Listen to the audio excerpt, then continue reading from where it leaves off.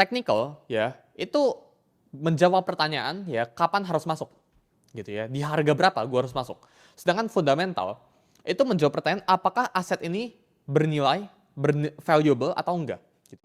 Jadi teman-teman ya ketika analisis itu pasti menggunakan pendekatan fundamental dulu. Jadi kita nilai dulu nih, ya apakah aset ini valuable atau enggak, apakah aset ini berharga atau enggak. Kalau aset ini berharga, baru kita cari tahu kita masuknya di harga berapa. Urutannya selalu kayak gitu. Berbeda ya kalau misalnya teman-teman itu trading. Yang tadi itu, framework yang tadi, yang fundamental dulu baru trading, ya baru technical.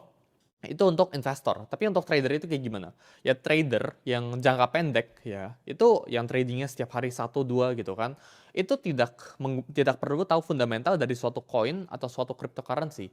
Karena mereka itu cuma mau tahu gue masuknya di harga berapa gitu kan. Gue keluarnya di harga berapa.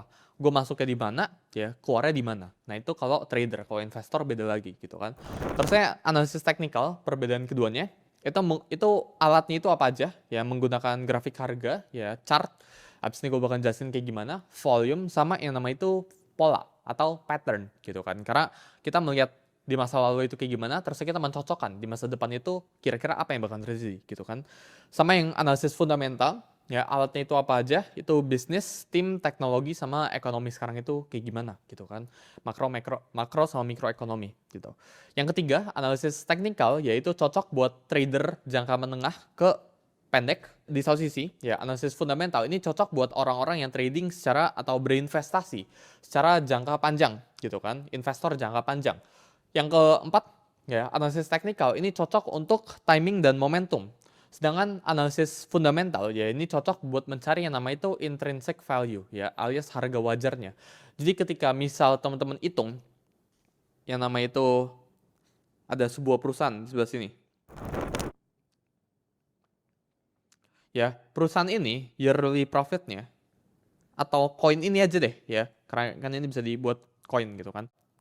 Gitu kan. Berarti secara fundamental ini sangat-sangat murah. Gitu kan. Nah, fundamental itu menjawab ya, apakah harganya itu di bawah nilai intrinsiknya atau enggak? Ini intrinsic value.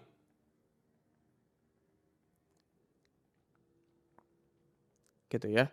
Nah, sedangkan ya technical itu menjawab pertanyaannya apakah $400 ini ya harga yang layak untuk kita beli sekarang atau enggak. Jadi apakah $400 ini masih bisa turun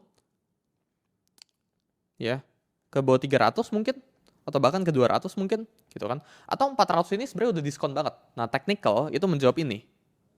Ini technical.